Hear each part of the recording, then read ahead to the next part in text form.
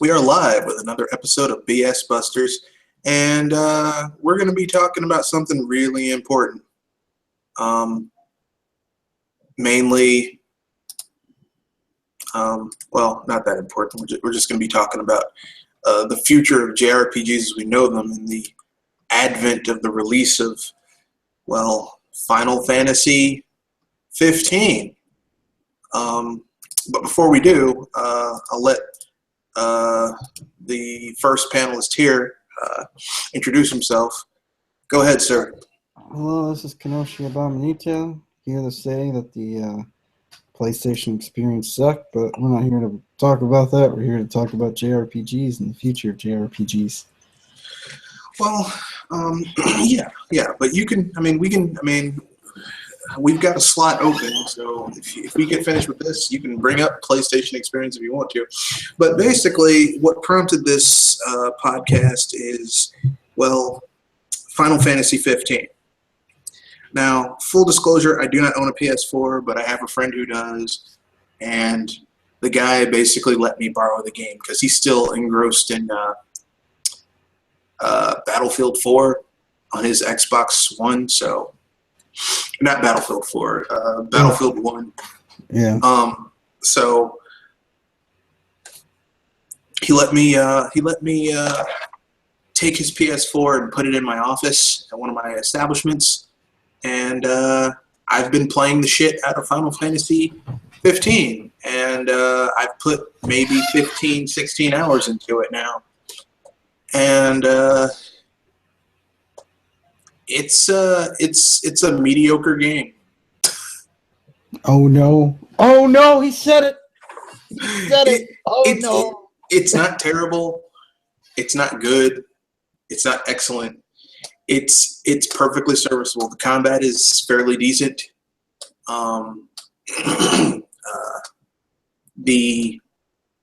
It's got Final Fantasy trappings all around it, but is this a worthy successor to the Final Fantasy franchise? Fuck no.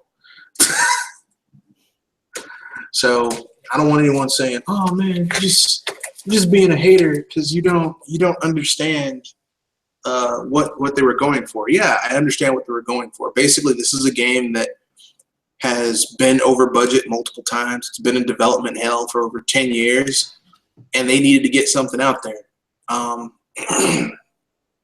Yippee. They tried their damnedest. What they wound up giving us was a game that it has hints of Final Fantasy. There's MuggleNet. There's Chocobos. It even has some of the tunes and sly hidden ways. But this shit is not a Final Fantasy game. It has the Final Fantasy name on it, but it's not a Final Fantasy game. But since they want to put that name on it, let's grade it. It's better than Final Fantasy 13 and the two shitty sequels. That's it. But I mean, if Final Fantasy 13 was the rock bottom, anything better than that is not hard to do. So there you go. Final Fantasy 15, my impression of it, it's okay. I don't know. I don't know what to think of it. I'm just surprised that it's getting as much praise as it's getting for being delayed so long. Because usually games that have been delayed for a long time, they usually don't get a lot of high praise. But it's interesting. It's interesting to see, the sort of praise it's getting, because I've been hearing people, brag about it and talk about how good it is, how good the combat is, and stuff like that. So, well, like I said, it's okay. It's not great. It's not terrible. It's okay. It's a game. Here's the problem. Okay, if you're going into this as a longtime Final Fantasy fan, thinking that this game is going to bring back the glory days of that franchise, well, it's a futile task because it's never going to happen. You're Sisyphus rolling the rock up the hill in Tartarus. Okay, like it. Here's the thing you need to understand: the people who made Final Fantasy great don't work at SquareSoft or Square Enix anymore. So the talent is gone. Okay, so basically, what you have had over the last 10 years is basically people trying to find a formula that works, and them trying really hard and them failing really hard. 10-2, Final Fantasy 12, Final Fantasy 13, 13-2, 13-3. So, I mean, you've had like 4 games that have just been terrible. And all those, I'm not including those weird-ass spin-offs. Crisis Core, because frankly speaking, I know some people really love Final Fantasy VII. I don't give a shit about those side games, except for the one where you played as Vincent, and it was like a shooter. That was kind of cool, but it was a spin-off. No one, I mean, you know. But yeah, Final Fantasy is done. It's dead. And if you want to play a Final Fantasy game, go play Bravely Default or Bravely Second, because it ain't coming from Square Enix proper. Sorry, Square Enix proper. And you know, Let it go. they want to appeal to casual gamers because they don't want to have to sit there and, you know, they don't like okay, this person doesn't attack, then that person doesn't attack. And plus, you have to think about it a little bit. You know, just smash the circle button and push the R2 or L2 button. Maybe some cool stuff will happen along the way. How you play the game? The combat is actually kind of interesting because basically you equip a weapon and you attack. And you use the left control stick to change the direction of how you attack, and that's kind of cool. But overall, it's just the film is just not. I mean, not the film. The game is just it's mediocre. It's not terrible. It's not great. It's mediocre. Plus, I don't like the main character.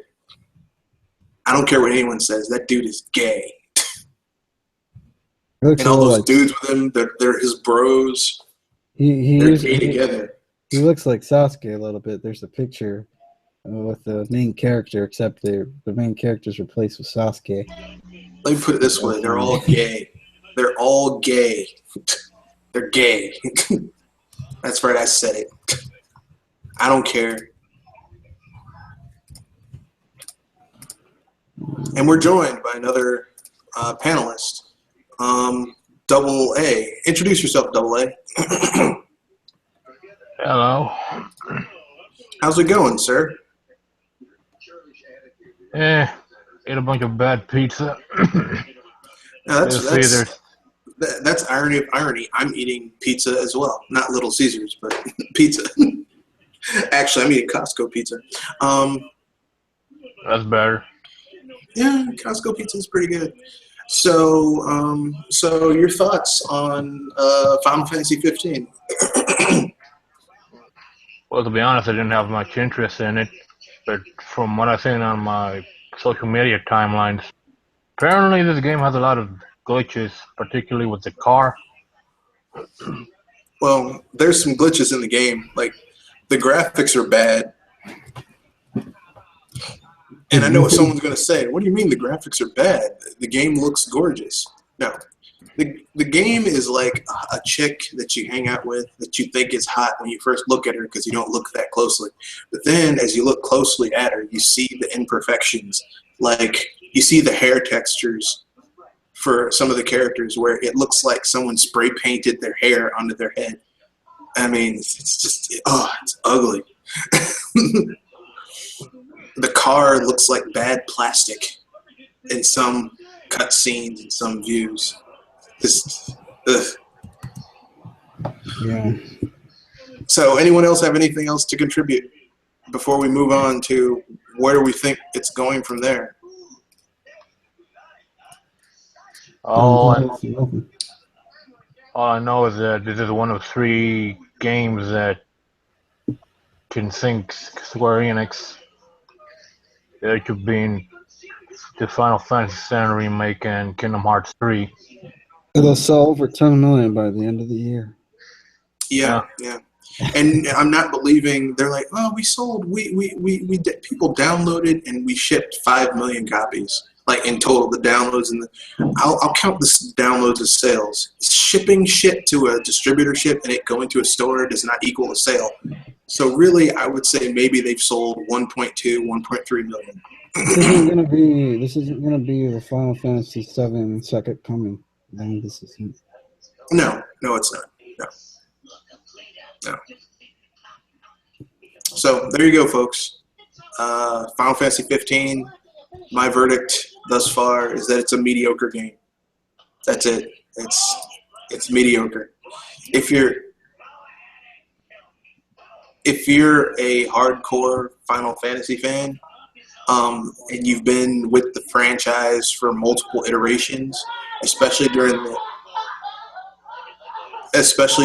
Hironobu Sakaguchi years, this is not the game for you. That's it. If you absolutely have to get your Final Fantasy-esque fix on a next gen or a current gen console, I would tell you to go play Xenoblade Chronicles X. Yeah.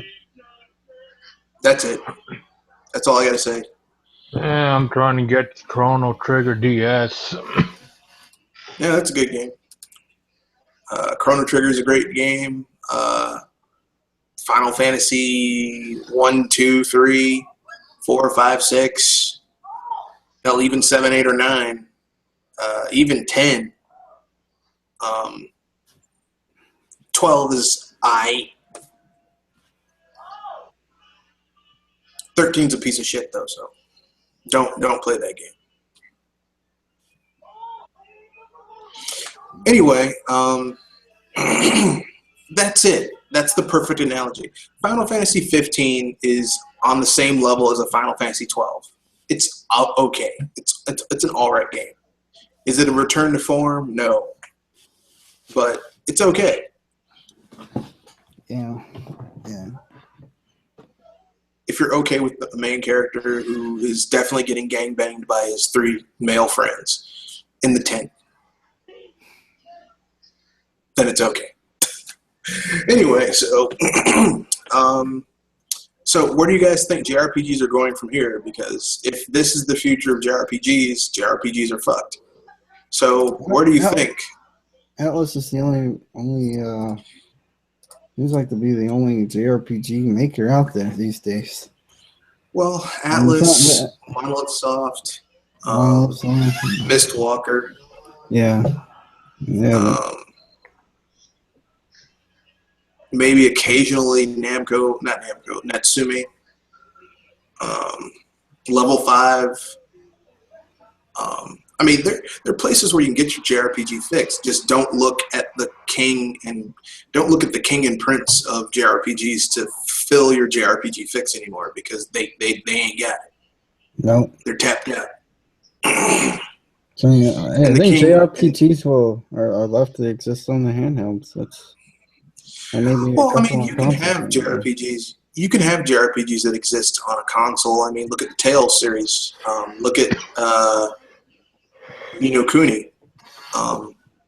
Those are really good JRPGs. It's just like you get during the PS1, during the 5th and 6th generation, you couldn't turn around without running into a JRPG on a Sony console. On the PS3, we got maybe, and I'm not including re-releases or digital downloads. I'm talking like a game that had a disc that came to the console. You got Ni no Kuni, some Tales games, shitty ones at that, like 2 shitty Tales games, Star Ocean, what else? A few Nippon Ichi software games / one Gust title, and I'm considering the Nippon Ichi games as the same game because they're all basically the same damn game. Disgaea, has been using the same fucking engine for like 10 years. So you got 5 JRPGs. That's it. Whereas during the PS2, PS1 generation, you got like 20, 30 during the PS2 generation. And the PS1, I mean, like I said, there were almost, I would say, hundreds of JRPGs coming to that system. And even the handhelds are getting kind of thin. Methinks. Yeah.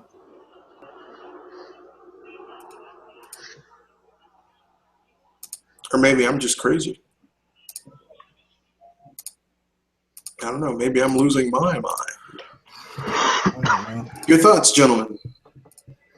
What about our RPGs? Yes.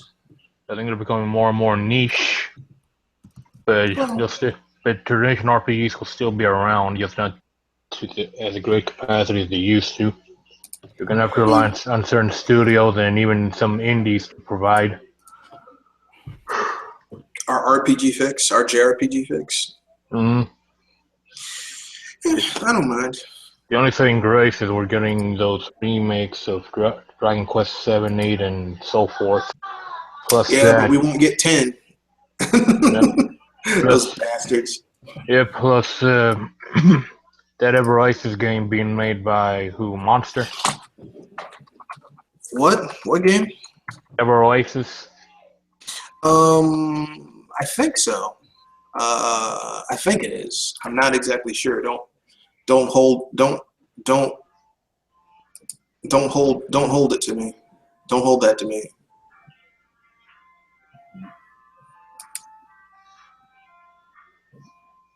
Yeah, don't everybody quit clamoring to remake the old games. Like, that'd be kind of nice to see some of those scenes in 3D and HD, but they're just gonna ruin them, like Chrono Trigger and Final Fantasy VI. I mean, we already saw what they did to that sort of half-step remake to Final Fantasy VI on Steam and cell phones. It looks terrible. It looks awful. So, that's what people aren't happy with the future. They're not happy with the present. They're not happy with the future. This is why they keep asking and buying these remastered games. They're just not happy. I mean, at the Sony experience, a great deal of their games were remasters. So people don't want to move on. People don't want to move on from. They want to stay in nostalgia land forever. I'm not saying having a bit of nostalgia here and there is a bad thing. I'm just saying it's just like when this is all your fans are clamoring for, it just kind of seems to be a bit of a problem. There's not a real evolution. And remasters are safe because they're games that people already know. Hi, guys. How's it going, Mr. String Genie? Hey. It's been a tick. Yeah. Introduce yourself, and I'll give you a chance to share your thoughts about the state of the JRPGs. But first, introduce yourself. My name is Frank Stringini. I'm the artist and animator of the Stringini Bros on YouTube, and I like video games. I used to watch my big brother play a lot of JRPGs. I don't know if Phantasy Star counts or Shining Force or any of those Sega franchises, but I used to enjoy watching people play those, on Twitch. But as far as remakes, what you guys are talking about, I think I know where you guys are coming from. Like it's kind of like that Crash Bandicoot remakes or remastering. Yeah. I still have it on PlayStation 1. I'm content with that. And I'll be honest, I never even finished Crash Bandicoot 1 because it was kind of like Donkey Kong Country, where it felt kind of like the same. Like I'm bouncing on this, bouncing on that, and it kind of felt like soft core Mario. So I'm content with the old one because the gameplay's there. What more do I really need? I don't need to see fur on Bandicoot. I don't need to, like in like Cloud in Final Fantasy. I don't necessarily have to see somebody's vision, their dream of what this character really, really, really looks like. I don't really need to see that. I was fine with my imagination looking at the origami-esque polygons. But people are fans of art. They may want to see something that's remastered, and that's all fine and dandy. I'm more forgiving, like, because I see rough polygons as art. I see crappy graphics as art. I don't, the HD phenomena where people were. I remember with the Wii, people were going bananas because the Wii was not HD, and I thought that was totally bogus because I thought HD graphics was nothing more than another gimmick.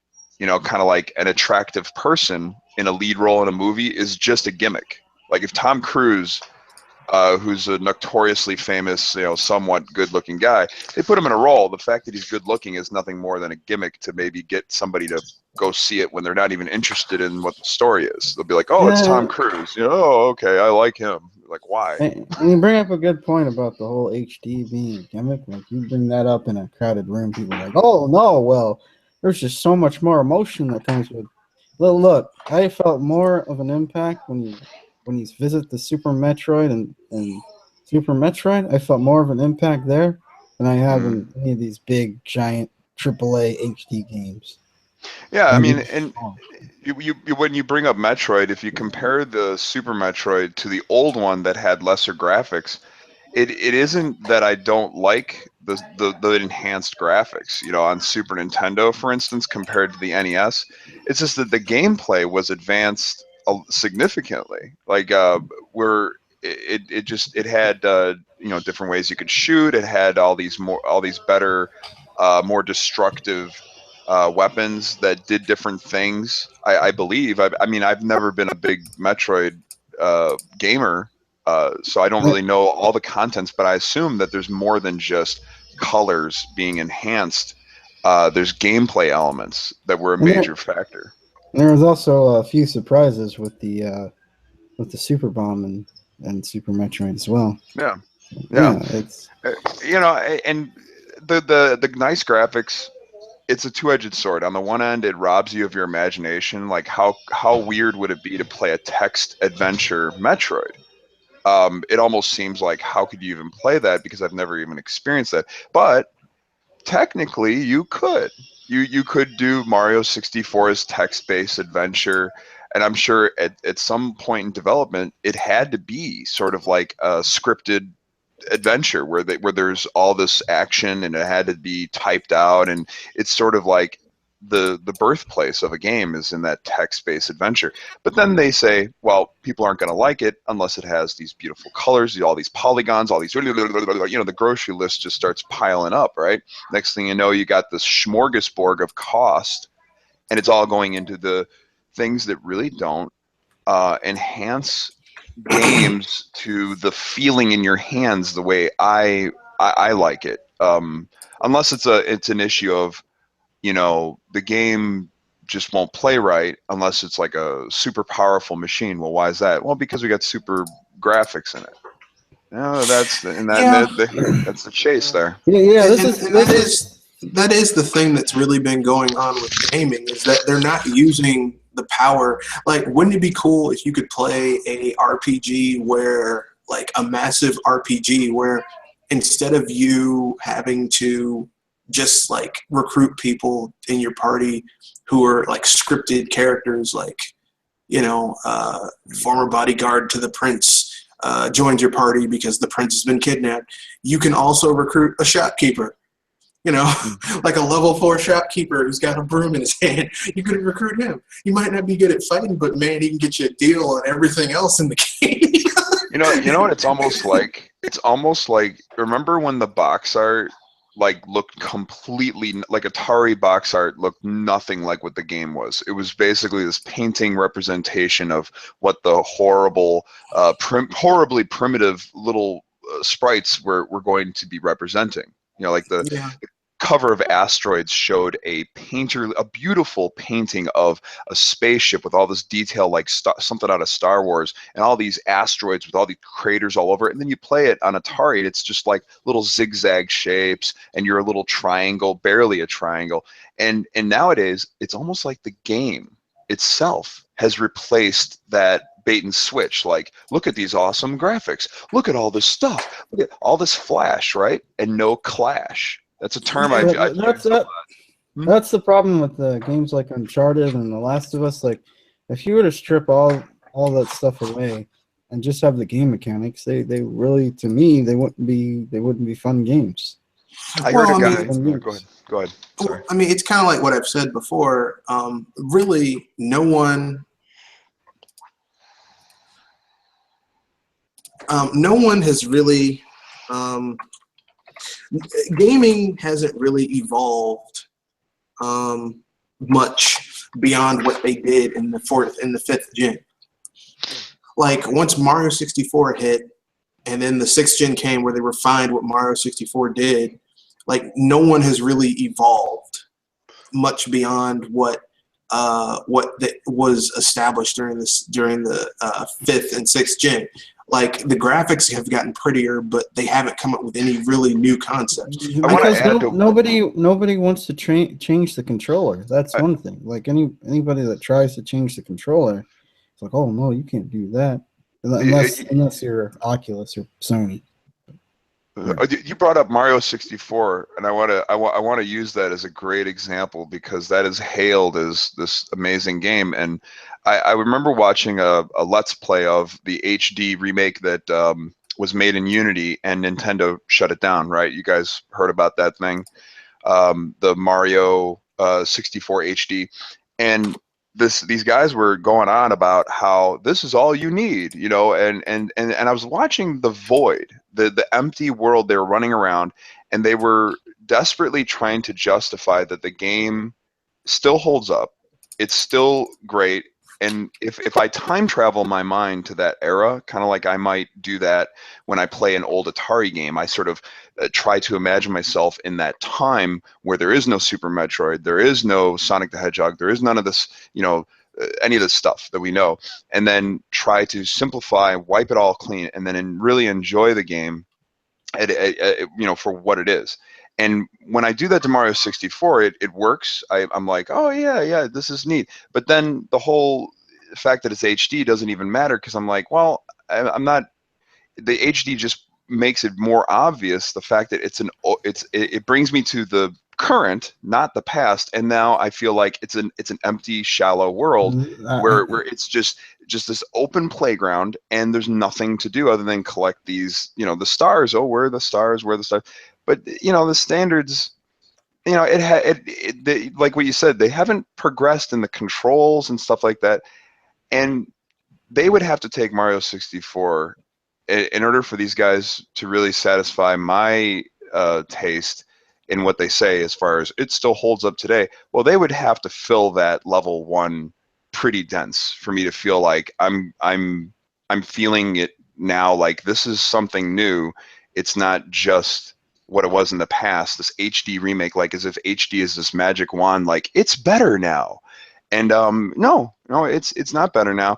And I still stand by that I prefer Metal Gear Solid on PlayStation 1 over Metal Gear Solid, the HD with all this, you know, I still like to see Solid Snake as nothing more than a gradient for his eyes.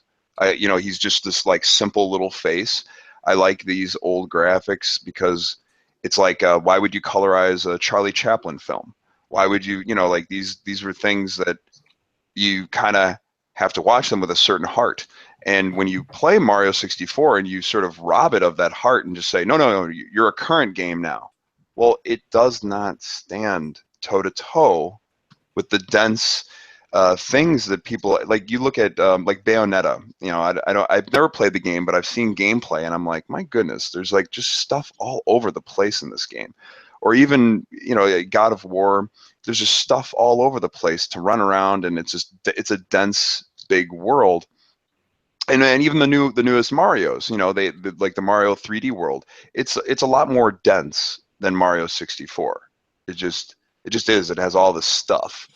It's a different form. It's in a different shape of game, but it's a lot more dense. So to just upgrade these games, I'm not buying it. I'm just not. You know. And that's I can understand where you're coming from. I mean, when I say it still holds up, I mean that obviously graphically the N64 graphically is not the best.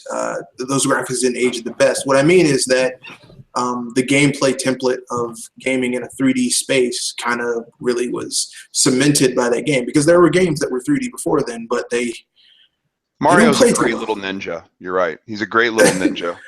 I mean, and people, I mean, I've said this to people and they're like, yeah, I don't believe you. Go play,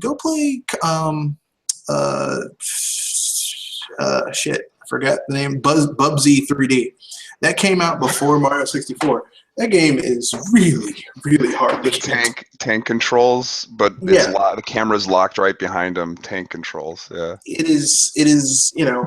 So, but the problem is that, I mean, that was really cool, but no one has really tried to push the game, push genres forward. And a lot of developers, instead of saying, okay, we need to think of new ways to make gaming fun, they double down on graphics. Mm.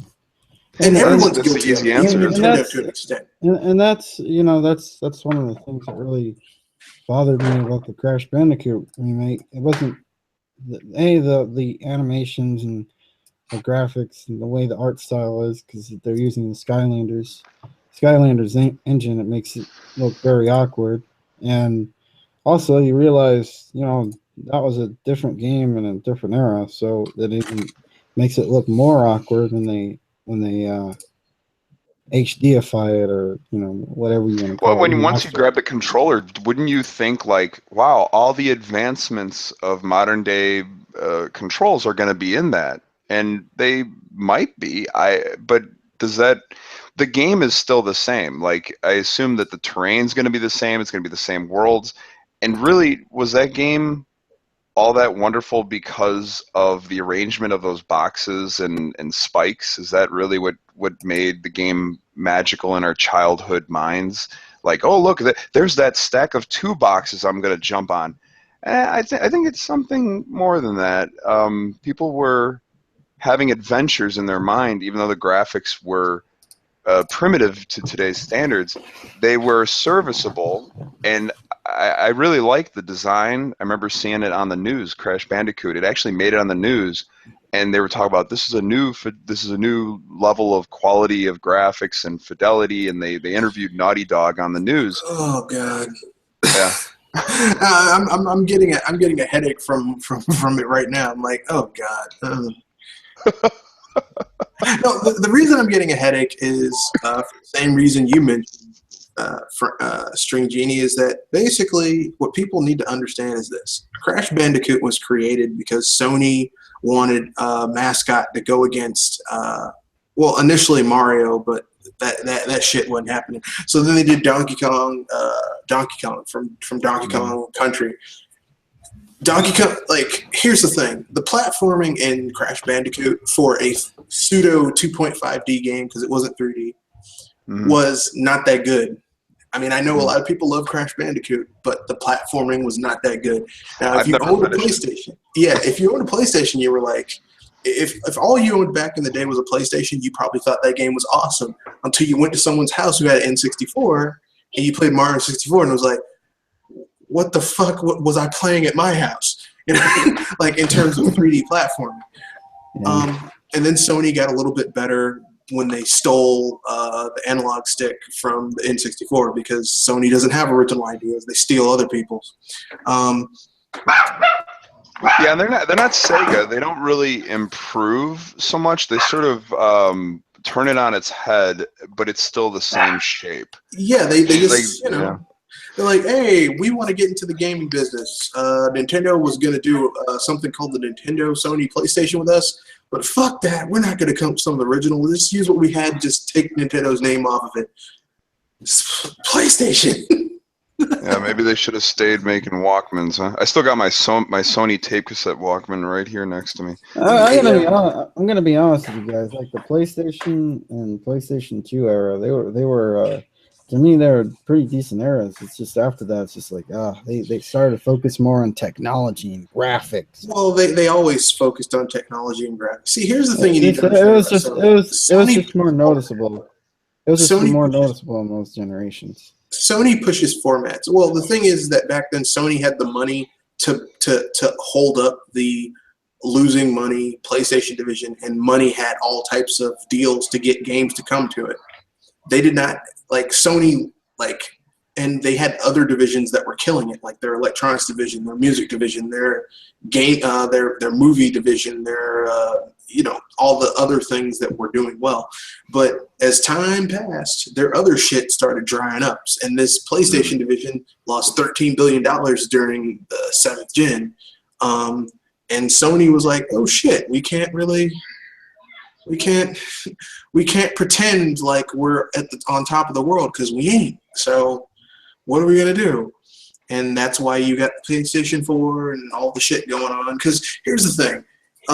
The PlayStation 4 is the highest selling, has the highest install base of all the 8th gen systems, and yet the games are underwhelming at best. To me, they're underwhelming. A lot of multiplats, and the first party games are like Nothing new. exactly. Nothing new to see here. They had a PlayStation experience where they're basically giving people remasters of shit from back in the day. Now, here's the problem. Nintendo did the same thing during the SNES generation with Super Mario All-Stars, and no one said shit. Like, we weren't like, oh God, we get to play the old shit we had on Nintendo on the SNES. And yet, people are happy about this shit? Really? You mean like the All-Stars game? Yeah, well, I mean, it had basically Super Mario All-Stars was, you could say, technically speaking, the first remaster. Because it basically was a remaster of the old games, better graphics, some certain glitches fixed, shit like that. So here's the list of games that they show at the conference. 2064 read-only memories, Rio 30 M3 freestyle, Arion, Ace Combat 7, Batman Arkham VR, Boundless, Brawlhalla, Chasm, Cosmic Star, Heroine, Cryptarch,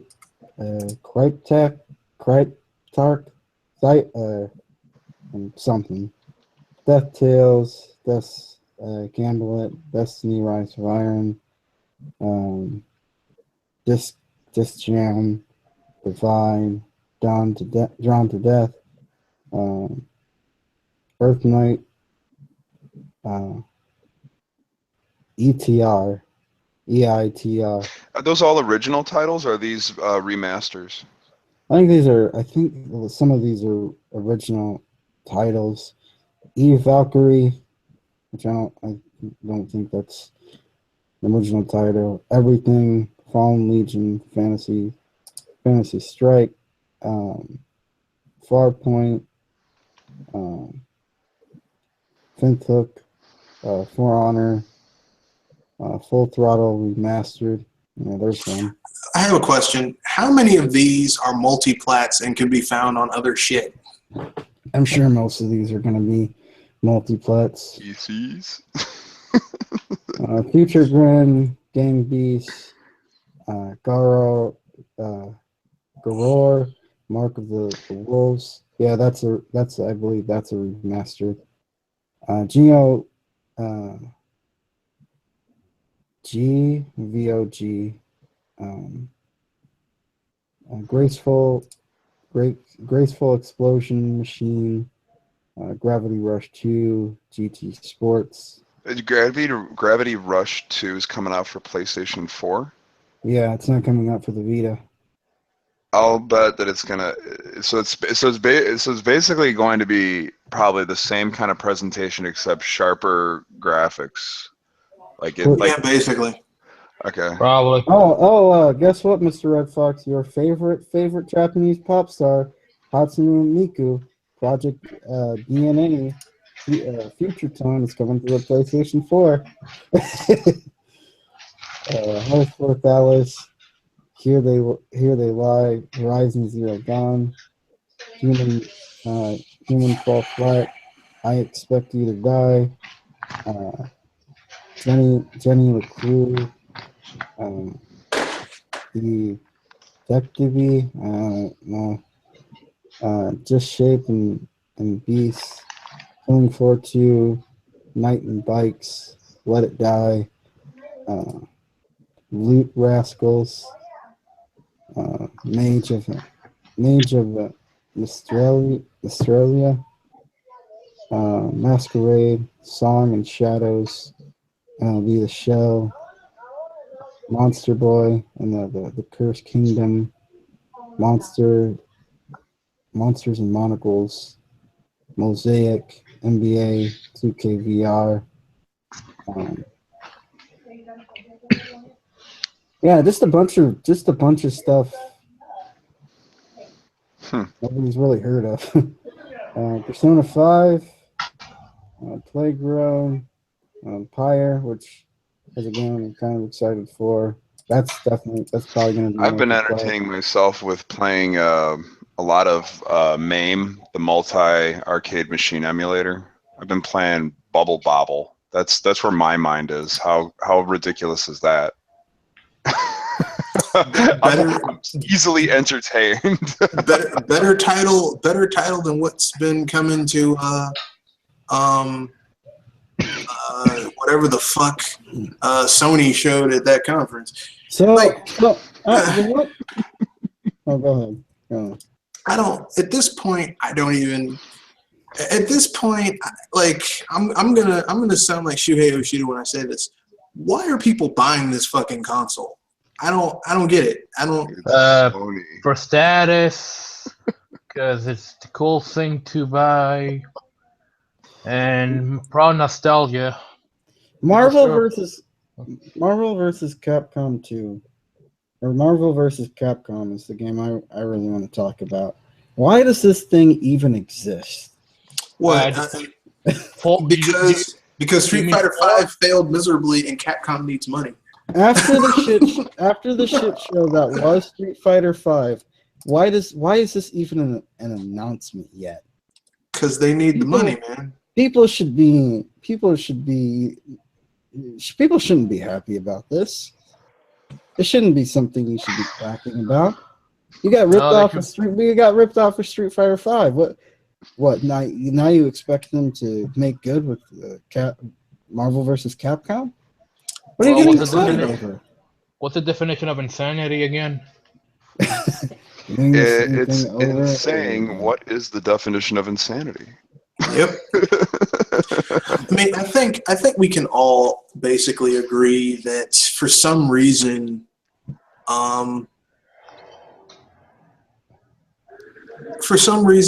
this shit just I can't take it. I'm done. It won't go away, man. It's here to haunt you like a boo from Super Mario World. I can't do it. Yeah, it's like it follows you around when your back is turned, and then you turn to look at it, and it covers his face. You can't see me. You can't. I can see you right there, motherfucker. I see you. But anyone in the comment section, just humor me and tell me why should Capcom versus Marvel, why should that even exist when Street Fighter V's on fire? Because their Saturn broke. It's on fire. That's right. It's totally on fire because it sold. They expected to sell 2 million by the end of this year. Wow. It has sold around.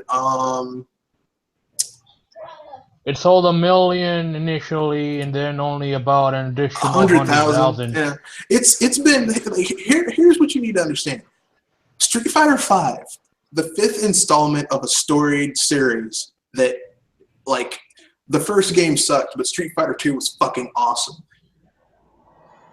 has been outsold by a new IP on a dead console. Pokken. Yep. Yeah. Pokken has outsold Street Fighter V. That's fucking embarrassing. If I worked at Capcom and I was in charge of Street Fighter V, if I was Yoshinori Ono, like that guy's got to go.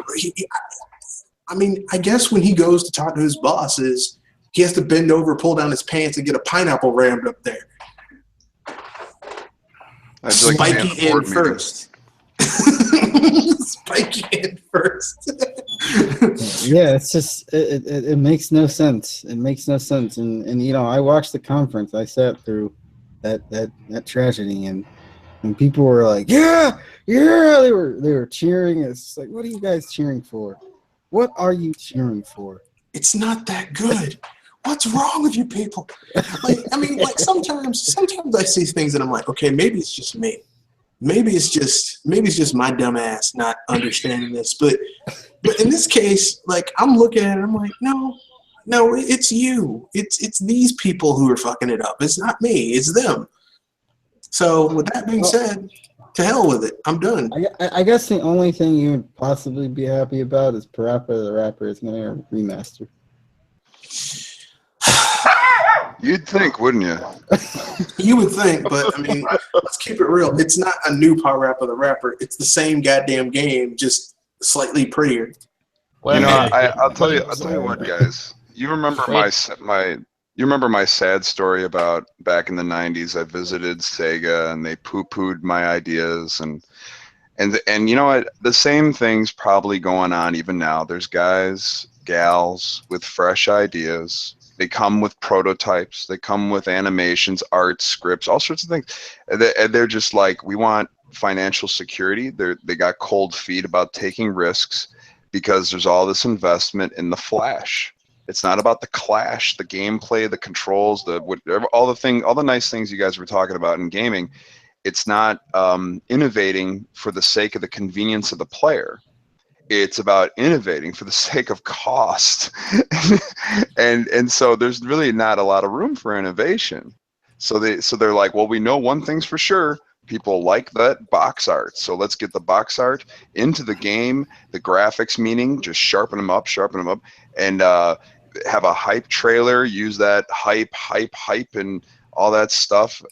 I'm beginning to really hate the word hype. And for all your Neo Geo fans out there, Windjammers is coming to PlayStation 4. Oh wow! Then I should go polish off my Neo Geo arcade machine and see if my Neo Geo six pack and see if I can find my Neo Geo Windjammer cartridge, like this big ass 5-pound cartridge, and plug it in that motherfucker and play the original. I'm sorry. I'm all for emulation, man.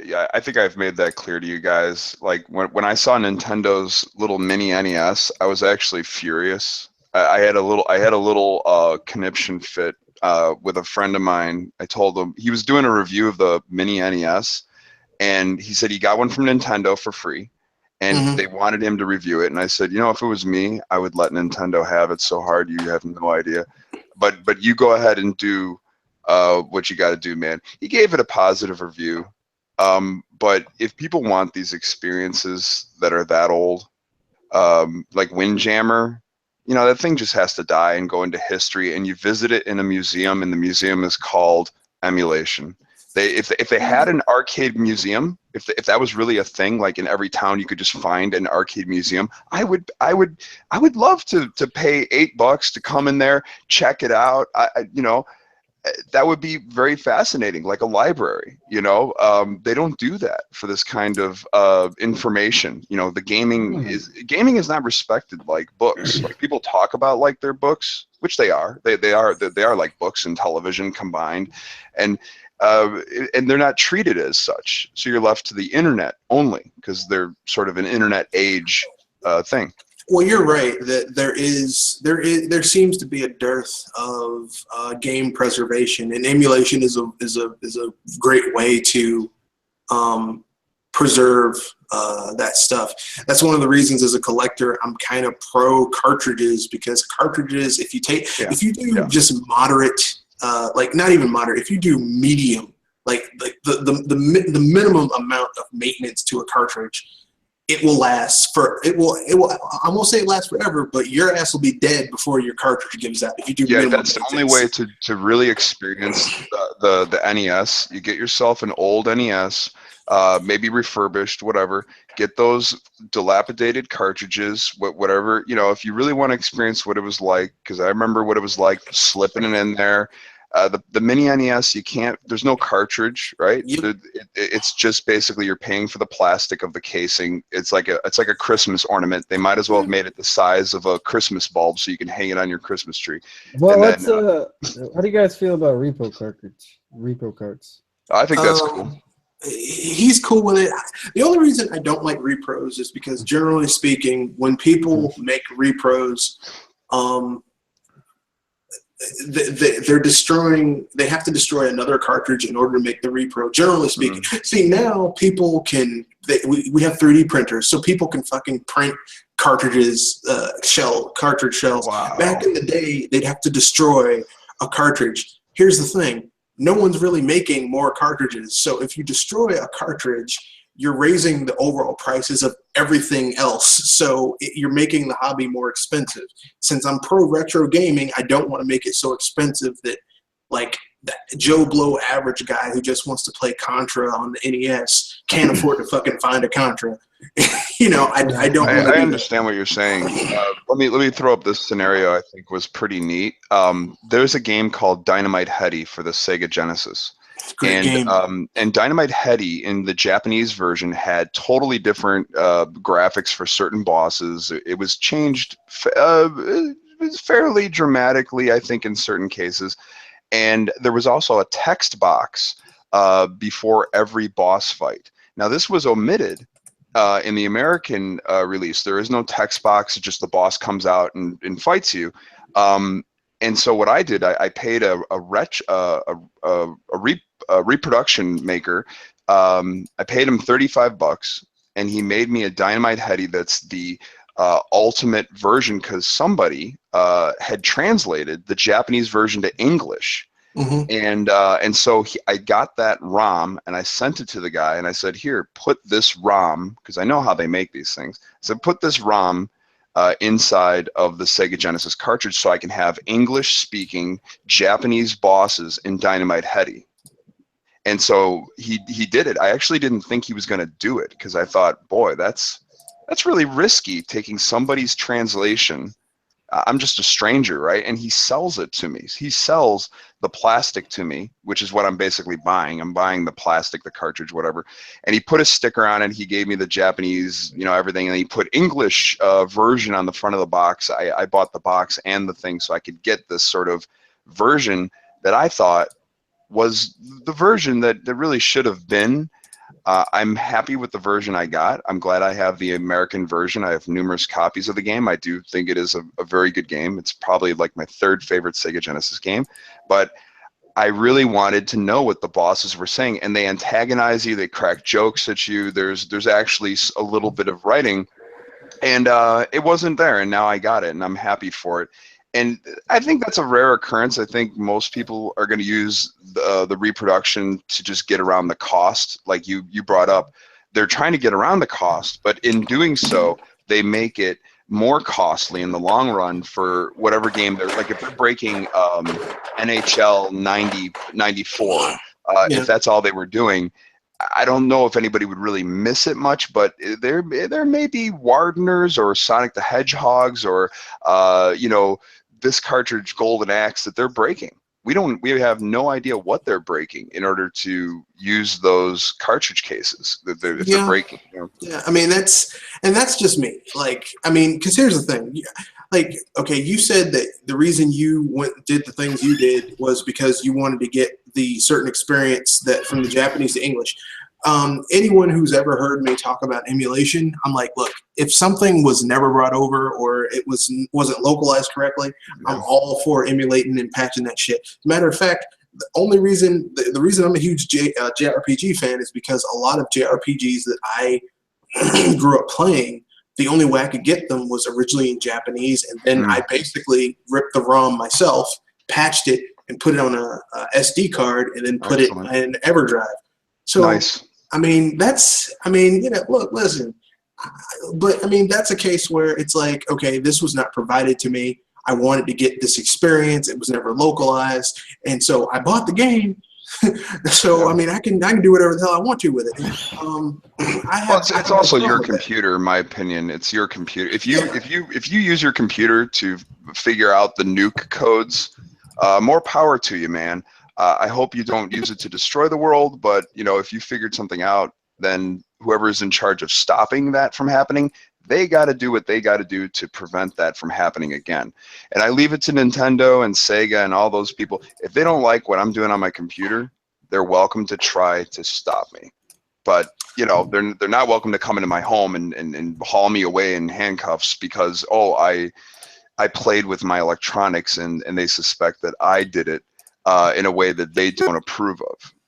Well, I mean, once you purchase something, I mean, unless you're doing something really, really shady, generally speaking, I'm not going to get mad about it. What I will say is that I tend to those are just my reasons to stay away from repro. But when it comes to patching, if something was not localized, or like, I love treasure games. Dynamite Heady's a treasure game. I love treasure games. I love Treasure. Alien Soldier was never released in cartridge. Yet there are people who get a repro of the cartridge, and that's the only way you can get it. You mean in the United States, it wasn't released on cartridge? In the U.S., because Sega, here's the thing: Sega creatively was a great counterpart to Nintendo. Business wise, Jesus Christ. Yeah, they're awful. But not wise. They did not. I mean, like I said. And the industry has been hurting since Sega left, because Sega was that counterbalance to everything else. Because when Microsoft and Sony came in, especially Microsoft, it kind of went downhill a little bit. Actually, more than a little bit, a lot. But anyone else want to bring up anything else while we're here? Because I think we've exhausted Sony. I mean, I think everyone can say that Sony basically disappointed anyone who's a fan of those IPs, generally speaking. I mean, who actually knows about them or anything like that. I was watching Total Biscuit's video on the Game Awards, and he brought up a good point about how nobody really takes this video game industry that seriously. It's because the marketing tactics and these sly little tricks that they use. And he also talked about what we talked about, and that's the fact that there's no standards. There's no standards or no actual way of choosing these games. They have... Well, I mean, no one should take video games seriously. They're video games. They're a toy. Right. They're a toy function. It's like taking a book and then let's add pop-up pictures to this. That'll enhance the knowledge in it. I mean, basically, okay, let me put it this way. People who want to take video games seriously, and I'm not saying, look, it's a serious business. People make their livelihoods off of this. I'm not knocking that. What I'm knocking is people like Jeff Keighley and other people, like people who are like, I'm a game developer, but you don't need to like playing games to be a good game developer. Okay. Let's break that down, okay?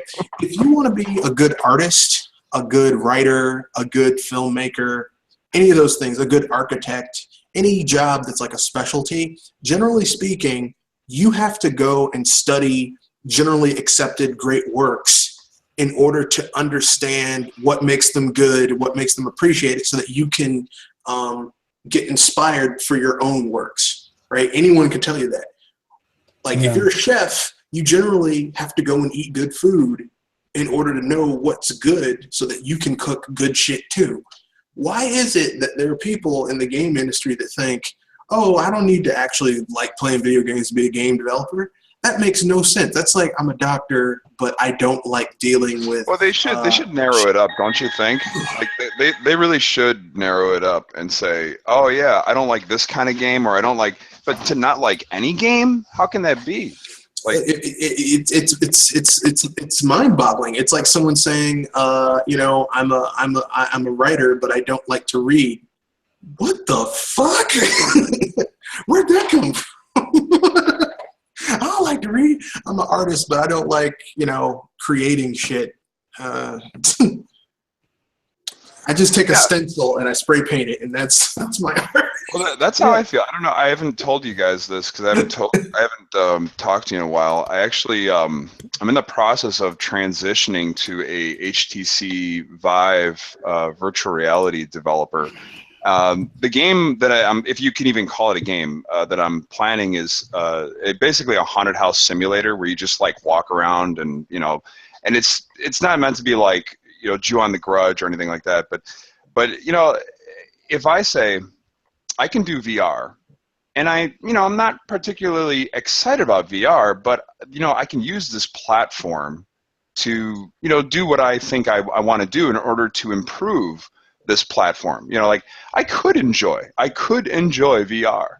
I have to be able to at least enjoy my own game I'm making on at some level, right? Like I have to sort of have some taste. I can't just be like, this all sucks and then make a wonderful product. It's hard to imagine how that would even work. A person could even say, I hate modern gaming. I only like things like Metal Slug or Bubble Bobble. I brought up Bubble Bobble. That's a classic game that was very popular in the 80s. Okay, well then, make that kind of, like the Cuphead guys. They probably love Contra and Gunstar Heroes and, Cuphead. That's not even out yet, is it? That's a modern pushed back. Of course, because I'll tell you what they showed in those level designs, it was depressing. It was like, it just looked like a mess. It was just, well, it looks old school, but, this is the modern age. You can't just put, something looks like a downloadable game as far as the level structure. You got to have some sort of design to the level, and I hope they improve that. But I digress. They upped the graphics, and they're kind of doing an old school game. Maybe they feel like that. They don't like the 3D stuff. They like the old stuff, the 2D stuff, and they're embracing it. That's all they got to do. Yeah, I mean, to tell you the truth, and people get mad about this, but a lot of developers for the longest time, they're like, well, not developers so much, publishers. Well, these hardware limitations are bringing us back. These hardware limitations are taking us down. Hardware limitations gave us some of the best games ever because there were limitations, and people had to be creative to get around them or find different ways to tell a story, or to make gameplay intriguing. And we enjoyed it. We didn't care. We just were like, man, this shit's awesome. And now that they have everything, they're giving us mediocrity, basically. I don't know what they're envisioning. What did you guys think of that Resident Evil 7? They showed more the VR experience thing. Yeah, it looked pretty damn. It's way above my pay grade of tolerance of terror. I'm not interested in getting gutted by my. I hated Resident Evil 4 with that chainsaw where the guy with the sack on his head cuts your head off. It's like that terrorizes me. Yeah. I know it's you'd hear the chainsaw coming, and you'd be like, "Where'd that motherfucker?" And then he'd pop up behind you. It's like, "Oh shit!" Yeah. The cutscene of you dying, and you're like, "My God!" I feel like I didn't have a chance. I felt like a baby, vulnerable. And I know you can get good at the game, right? Because it's just a game after all. Once you learn how to trick the game or get it to do what you want it to do. But yeah, it looked creepy. That's to say the least. I have to agree with you. I forgot the dude's name, Doctor something. But the only thing is that you get revenge on him in that game because if you play it on the hardest difficulty and then beat it, you get the infinite ammo and the rocket launcher at the start. So then when you see that dude, it's like, oh, so you've got a chainsaw. That's cute. I've got a rocket launcher with infinite rockets. Let's see who'll win. That's great. I never saw that. how'd you like that, Doctor So and So? How'd you? Oh my god. Oh, these villagers! You've got knives and sickles. Oh, that's cute. And you're all bunched up in a group, huh? I've got a rocket launcher with infinite rockets. Yeah, they got some nice looking bosses in that game. I gotta admit that for sure. But yeah, the VR, man, I don't know. All the spooky stuff, you know, whether it's Slender with its crappy graphics, and then they upgrade it. I don't know. You know, I'm not really into that. That's why my haunted house simulator is going to be more, you know, like you would go to a local haunted house and you would, you know, the teenagers of the neighborhood would, you know, put on their Halloween masks and scare you. It'll be more traditional. You're wandering through. There might be some puzzle aspect to the room to see secrets that are unlockable or something. But it's not heavy on game. It's more about the experience. Capcom, they sort of, I guess they feel like they really got to deliver on the gut-wrenching gore or the violence of it, and just, it's not a haunted house simulator. What they're making is just virtual torture porn. Yeah, it's just over the top, man. It's not ghouls and ghosts. It's like just, you know, Texas Chainsaw, except showing. I mean, they forget that the thing that made the original Resident Evil game so creepy, and even the fourth kind of deviated from this, was the atmosphere and the feeling of claustrophobia, and like, okay, I have these shitty controls, and I'm being swarmed, and my bullets are not doing that much damage, and you know, that was creepy. Yeah, it was a combination of all this like shittiness that basically made the game scary. But I mean, it's Capcom, so what are you going to do? I mean, it's really hard to go back, isn't it? It's hard to go back. They couldn't just re-release it and sort of satisfy, I guess, people who hunger for something new and more, whatever that means. And I guess new to them is, you know, let's have the blood slathering, and now you get to experience what it's like to be knifed in a first-person perspective. It's like, oh my god. That's you know, look. If I want to experience what it's like to get knifed, I'll go down into downtown DC. Oh god. At 3:00 in the morning. And wave around my money clip filled with Benjamins. I got a lot of money. I'm looking for weed and a hooker. Yeah, no kidding. That's how I felt. I watched a guy get arrested. Right? You want an experience VR? Walk outside in your house, and I'm all for that, man.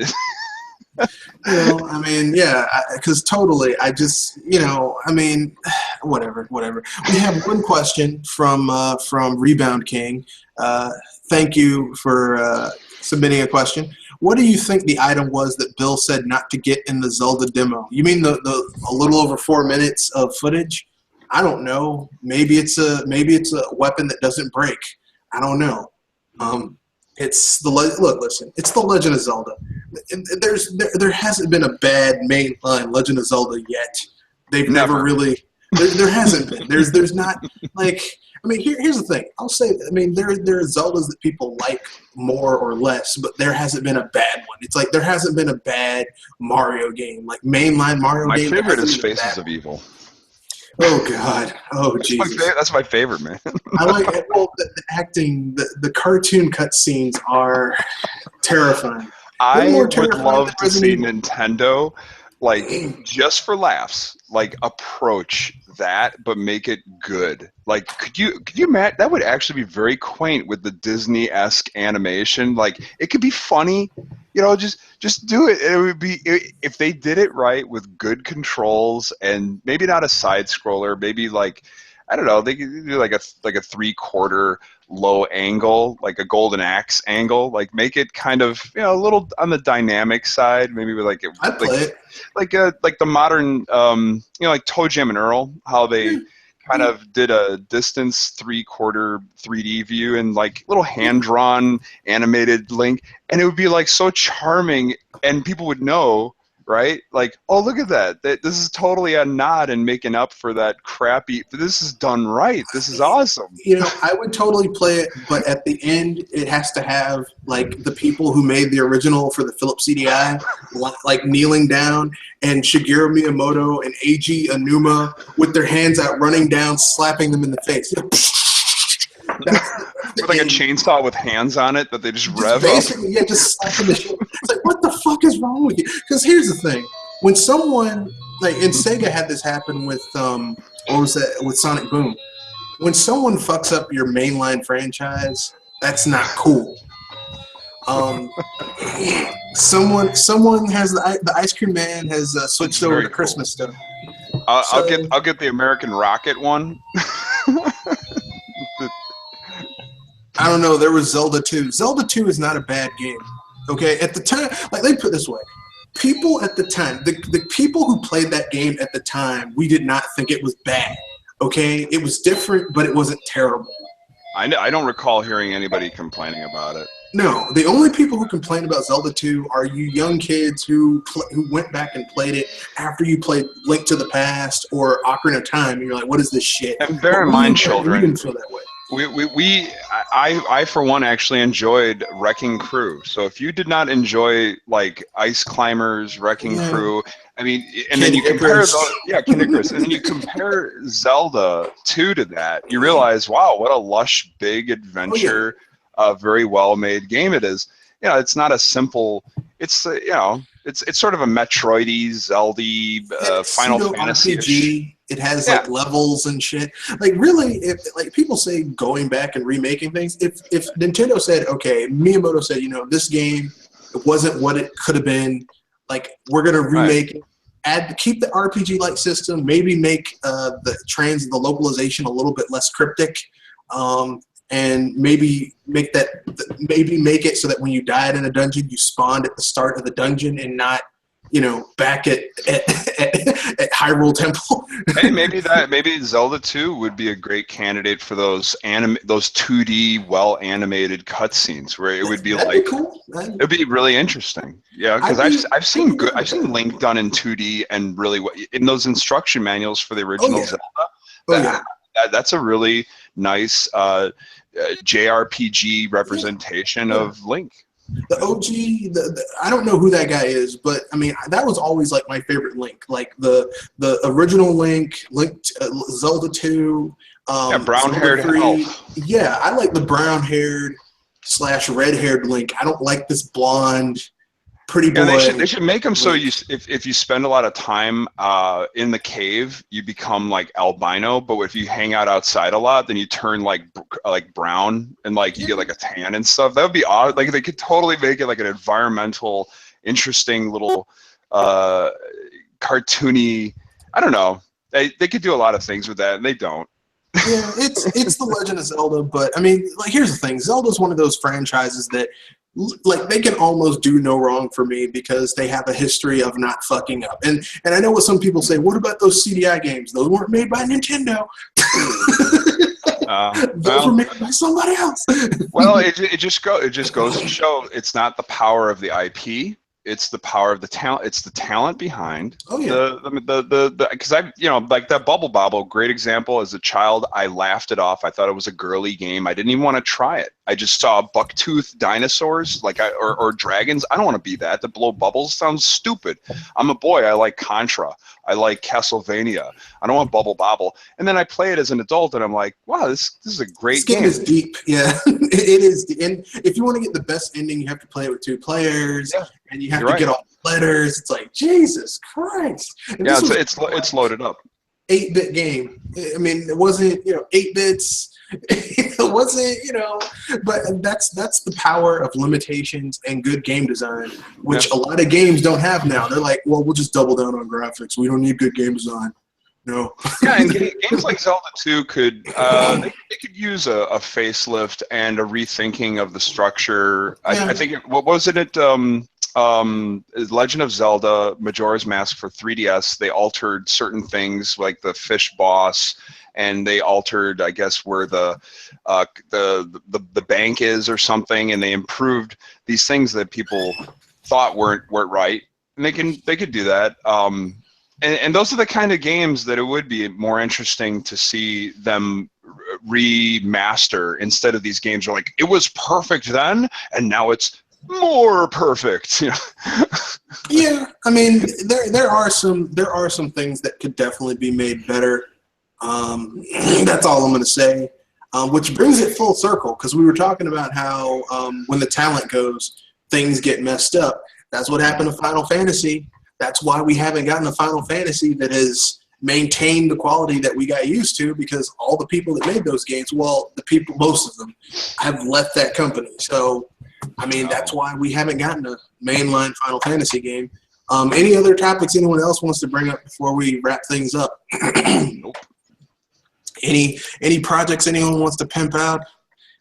I will put this out on here. I'm working on the Stringini Bros are going to release a My Little Pony parody.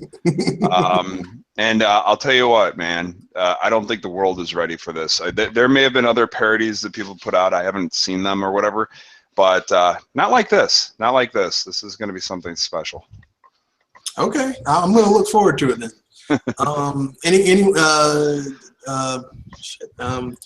Kenoshi, you got anything you want to pimp out? Nope, that's it. Nothing. Okay, Double A, you got anything you want to pimp out? Anything Anything at all. Okay. Sorry, next year, the Spectre of Torment campaign for Shovel Knight. Oh yeah, that looks awesome. Yeah, it's like you're playing as Death from Castlevania, but a more agile, less douchey Death. I like it. Not to mention this entirely new campaign built from the ground up. It's not What's a it called? retread like Plague Knight. It's the Spectre Knight. I don't know the exact name, but I know it's the Spectre Knight DLC. Spectre of Torment for Shovel Knight coming in the spring. Yeah. And guess how much it costs?